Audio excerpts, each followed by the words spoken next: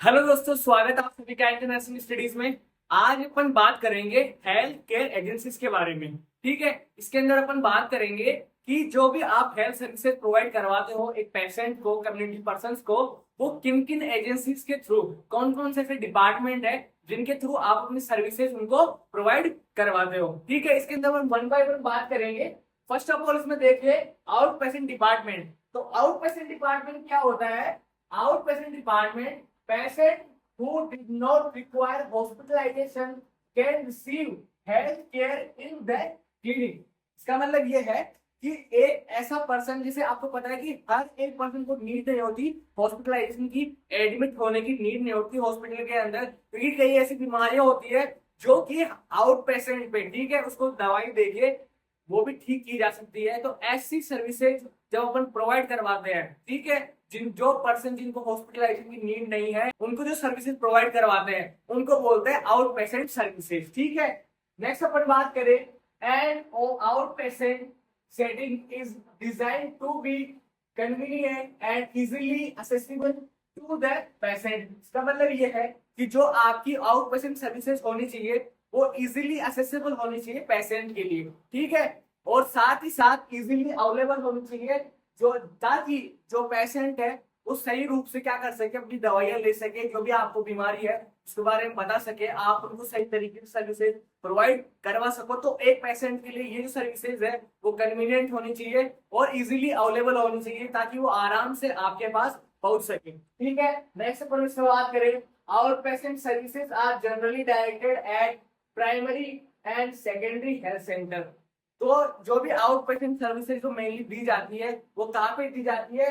Primary जो health centres है और जो सेकेंडरी हेल्थ सेंटर्स है, मैंने आपको पिछली क्लास में बताया इनके बारे में। तो जो प्राइमरी हेल्थ सेंटर और जो सेकेंडरी हेल्थ सेंटर है, इनके ऊपर किस तरह की सर्विसेज प्रोवाइड करी जाती है? इनके ऊपर दी जाती है आउट पेशेंट सर्विसेज। ठीक है, ऐसे पेशेंट को सर्विसेज दी जाती है जिनको हॉस्पिटलाइजेशन होने की नीड नहीं है, जिनको हॉस्पिटल में एडमिट होने की नीड नहीं है, उनको अगर आप ट्रीटमेंट प्रोवाइड करवाते हो तो किस रूप में प्रोवाइड करवाते हो? आउट पेशेंट सर्विसेज के रूप में प्रोवाइड करवाते हो।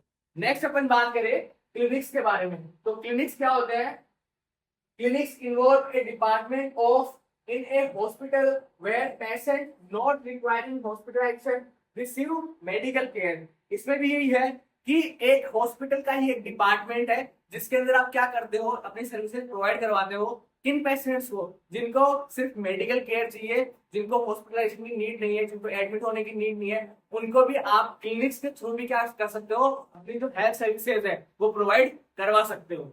नेक्स्ट अपन बात करें हॉस्पिटल्स के बारे में। ठीक है, तो जो मेजर हेल्थ एजेंसीज है हेल्थ केयर प्रोवाइड करवाने के लिए, वो कौन है? हॉस्पिटल्स। ठीक है, इसके अंदर अपन बात करें, hospitals have been the major agency of health care system. अभी मैंने आपको बताया कि जो भी हेल्थ प्रोवाइड करवाने की, जो भी मेजर हेल्थ सर्विसेज प्रोवाइड करवाने की जो मेजर एजेंसी है, वो डिपार्टमेंट है, वो क्या है? हॉस्पिटल होता है। हॉस्पिटल के थ्रू ही जो पेशेंट होते हैं उनको क्या करवाई जाती है, जिनकी नीड्स के अकॉर्डिंग, उनकी नीड्स के अकॉर्डिंग हेल्थ सर्विसेज प्रोवाइड करवाई जाती है। Hospitals are classified as public hospital, private hospital and military hospital. अपन आगे क्लासेस में इनके टाइप्स के बारे में सब कुछ जानेंगे डिटेल्स में। इसके अंदर अपन बात कर रहे हैं कि जो भी हॉस्पिटल होते हैं वो क्या होते हैं, या तो पब्लिक हॉस्पिटल्स हो सकते हैं, या फिर प्राइवेट हॉस्पिटल्स हो सकते हैं, या फिर मिलिट्री हॉस्पिटल्स हो सकते हैं। तो मेनली हॉस्पिटल्स को किन किन कैसे क्लासिफाइड किया गया है? Public, private and military hospital. First of all अपन बात करें पब्लिक हॉस्पिटल्स के बारे में। तो पब्लिक हॉस्पिटल्स क्या होते हैं?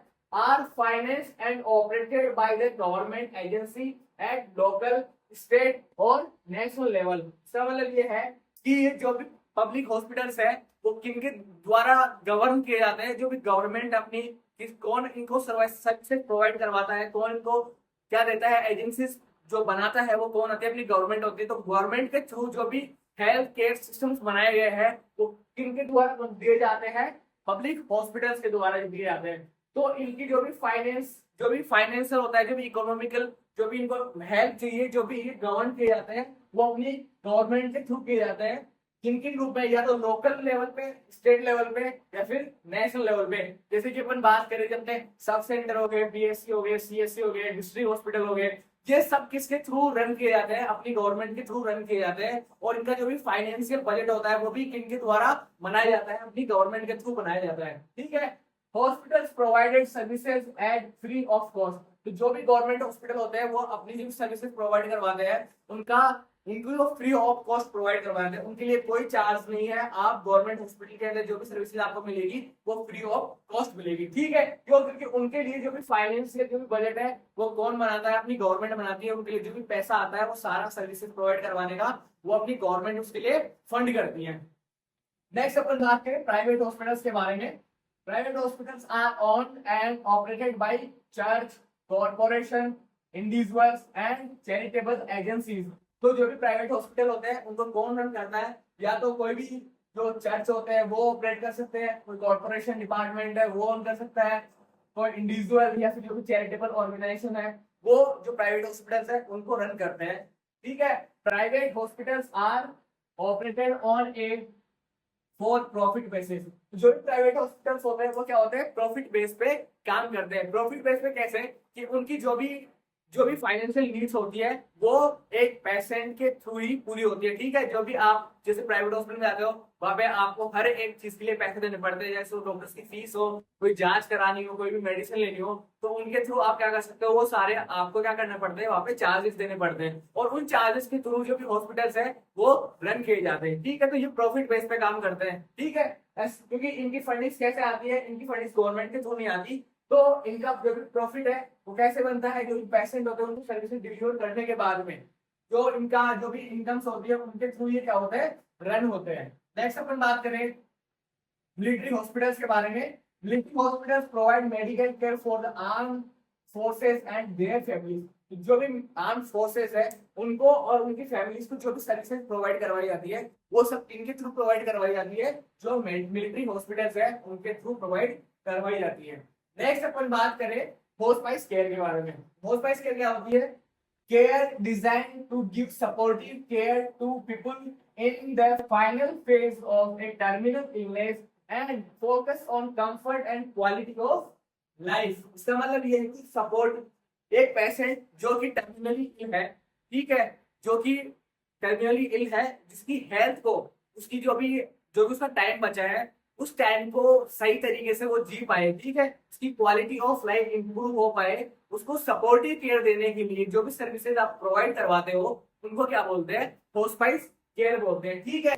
तो जो भी आप सपोर्टिव केयर एक पर्सन को प्रोवाइड करवा रहे हो कब? जब वो फाइनल स्टेज में है, ठीक है, टर्मिनली इल पेशेंट है, तो इसका मेन फोकस क्या होता है? होस्पाइस केयर प्रोवाइड करवाने का मेन फोकस क्या होता है कि वो जो भी अपना जो भी टाइम बचा है वो कंफर्ट तरीके से या फिर क्वालिटी ऑफ लाइफ जी सके। अपना मेन फोकस क्या होता है कि जो भी उसका जो टाइम बचा है वो सही तरीके से वो रह पाए उसमें। आगे अपन बात करें rather than the cure, क्योंकि अगर कोई टर्मिनल इल है तो उसका पता है कि उसका क्योर नहीं है उस डिजीज का, तो अपन क्या करेंगे कि जो भी उसका टाइम बचा है वो सही तरीके से रह पाए, सही तरीके से जी पाए।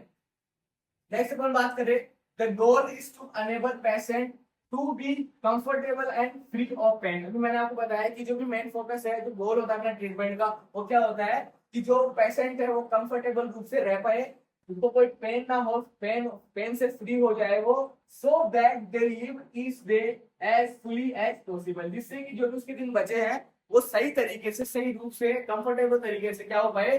जी पाए।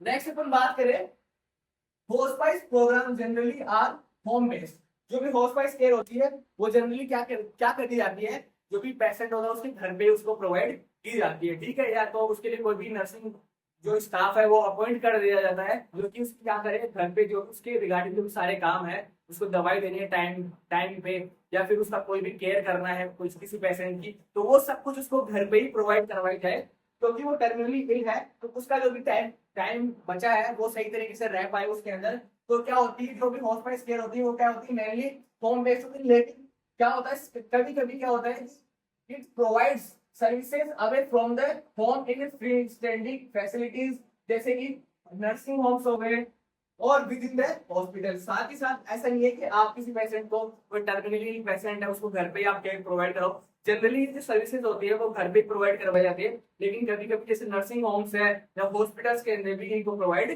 करवाया जा सकता है, ठीक है। आपको बस ये ध्यान रखना है कि आपको ये सर्विसेज जो प्रोवाइड करें, होस्पाइस केयर किसके लिए है, किन पेशेंट को होस्पाइस केयर प्रोवाइड करवाई जाती है, इस बात का आपको ध्यान में रखना है, ठीक है। अभी क्योंकि आपको ध्यान में रखना है कि टर्मिनल पेशेंट है उनको ये सर्विसेज प्रोवाइड करवाई जाती है। नेक्स्ट अपन बात करें, the philosophy of hospitals is to provide support for the patient emotional social spiritual needs as well as medical symptom as part of treating the whole person. साथ ही साथ हॉस्पिटल्स केयर के अंदर उसको क्या करना, पेशेंट उसको इमोशनली सपोर्ट करना, सोशली सपोर्ट करना, उसकी स्पिरिचुअल नीड्स को सपोर्ट करना, और साथ ही साथ उसकी जो मेडिकल सिम्टम्स आ रहे हैं, ठीक है, अगर उसको कोई भी इलनेस है, कोई क्रोनिक इलनेस है जिसकी वजह से अगर उसको कोई भी सीवियर पेन हो रहा है जैसे, तो उस पेन को कम करना, ठीक है, ये सारे के सारे अपने मेन फोकस होते हैं पेशेंट की हेल्थ के रिगार्डिंग। तो ये अपन ने बात करी हॉस्पिटल केयर के बारे में। इसका आपको मेन फोकस ध्यान रखना है कि जो भी टर्मिनली पेशेंट है उसको अपने लिए जो सर्विसेज प्रोवाइड करवाई जाती है उनको हॉस्पिटल केयर बोलते हैं। मेनली कहाँ पे प्रोवाइड करवाई जाती है, घर पे प्रोवाइड करवाई जाती है, लेकिन कभी कभी आप इनको क्या कर सकते हो, नर्सिंग होम्स में या हॉस्पिटल्स में प्रोवाइड करवाई जा सकती है। नेक्स्ट अपन बात करें रिहेबिलिटेशन केयर के बारे में। तो रिहेबिलिटेशन का मतलब क्या होता है, rehabilitation is a care that can help to get back keep और improve ability that you need for quality of daily life. ठीक है, तो अगर आप डेली लाइफ को जीने के लिए, ठीक है, तो एक पेशेंट बीमार हो गया था, उसको वापस से उसकी हेल्थ कंडीशन को मेंटेन करने के लिए आप जो भी उसको सर्विसेज प्रोवाइड करवाओगे, ठीक है, जो भी हेल्थ कंडीशन को उसको ठीक करने के लिए आप जो भी सर्विसेज उसको प्रोवाइड करवा रहे हो उसको क्या बोलते हैं, रिहेबिलिटेशन केयर बोलते हैं। ठीक है, ताकि वो अपनी जो भी डेली लाइफ जो डेली लिविंग की एक्टिविटीज है वो सही तरीके से रूल आउट कर पाए, कैरी ऑन कर पाए। This ability may be physical, mental and cognitive. तो ये जो भी आप क्या कर रहे हो, उसको जो भी सर्विसेज प्रोवाइड करवाते हो वो क्या करती है, उसको फिजिकली एबल बनाएगी ताकि जो उसके काम है वो सही तरीके से कर पाए, उसको मेंटली स्ट्रॉन्ग बनाएगी, और उसको कॉग्निटिव, ठीक है, कॉग्निटिव थिंकिंग उसकी क्या होगी, बढ़ेगी। ये सारे काम कब करे जाते हैं, जब आप किसी पर्सन को रिहेबिलिटेशन केयर प्रोवाइड करवा रहे हो। जैसे कि इसके अंदर हम बात करें, मेनली क्या करते हैं, assistive which are tools equipments and products that help people with disabilities move and function. जैसे कि कोई पर्सन है जो कि फिजिकली हैंडीकैप हो चुका है, ठीक है, किसी पर्सन का एक हाथ नहीं है, एक पैर नहीं है, तो उनको क्या कर सकते हैं, क्या करते हैं, ऐसे इक्विपमेंट दिए जाते हैं, या तो ठीक है जैसे प्रोस्थेटिक आर्म्स लगा दिया गया उनको, तो ऐसे क्या करते हैं ताकि वो जो भी उनकी इमेज है या फिर जो उसकी डेली लिविंग के जो भी काम है वो आराम से मूव हो पाए, फंक्शन कर पाए। तो ये अपना मेन फोकस इसके अंदर रहता है। नेक्स्ट अपन बात करें, साथ ही साथ किसी पेशेंट को अगर अपन मेंटल सपोर्ट दे रहे हैं, उसकी मेंटल काउंसलिंग भी वहां पे आपको करनी पड़ सकती है। नेक्स्ट अपन बात करें, म्यूजिक और art therapy to help to express your feelings, improve your thinking and develop social connection. साथ ही साथ जैसे कोई पर्सन है जो रिहेबिलिटेटिव केयर अपन उसको प्रोवाइड करवाते हैं, तो उसको क्या देते हैं, एक्स्ट्रा केयर देते हैं, जैसे कि म्यूजिक के थ्रू, आर्ट के थ्रू, ताकि अपनी जो भी फीलिंग्स है उसको सोसाइटी के अंदर एक्सप्रेस कर पाए, ठीक है, ताकि उसकी जो भी मेंटल इलनेस, मेंटल हेल्थ है वो क्या हो सके, इंप्रूव हो सके। तो इसलिए अपन उसको क्या करते हैं, म्यूजिक से, आर्ट के थ्रू उसको सिखाते हैं ताकि वो अपनी फीलिंग्स को सही तरीके से एक्सप्रेस कर पाए। नेक्स्ट अपन बात करें, अपन उसको क्या करेंगे, न्यूट्रिशन काउंसलिंग दे सकते हैं कि कौन सी जो भी फूड्स है, कौन से फूड्स है जिसके थ्रू उसकी हेल्थ को क्या करा सकता है, इंप्रूव किया जा सकता है। नेक्स्ट अपन बात करें, physical therapy to help your strength, mobility and fitness. साथ ही साथ अपन क्या कर सकते हैं, किसी पेशेंट को उसकी फिजिकल एबिलिटी के अकॉर्डिंग, ठीक है, फिजिकल एबिलिटी के अकॉर्डिंग उसको सर्विसेज प्रोवाइड करवा सकते हैं ताकि उसको स्ट्रेंथ हो सके किसी भी काम को करने के लिए, ताकि वो स्ट्रेंथ हो उसके अंदर मोबिलिटी आए और उसकी फिटनेस ठीक होगी, तो वो क्या करेगा, जल्दी रिकवर करेगा अपनी जो भी हेल्थ कंडीशन है उसके अंदर, अपने हेल्थ को ठीक कर पाएगा अगर उसको अपन क्या कर सकते हैं, उसकी नीड्स के अकॉर्डिंग सही तरीके से अपनी केयर प्रोवाइड करवाते हैं। ठीक है, तो ये अपन ने बात करी रिहेबिलिटेशन केयर के बारे में। तो ये था आज का हमारा टॉपिक कि जो भी अपन हेल्थ केयर सर्विसेज प्रोवाइड करवा सकते हैं वो किन किन एजेंसीज के थ्रू प्रोवाइड करवाते हैं। आई होप आप लोगों को टॉपिक समझ में आया होगा। मिलते हैं नेक्स्ट क्लास में एक नए टॉपिक के साथ, तब तक बने रहिए हमारे साथ। Thank you so much.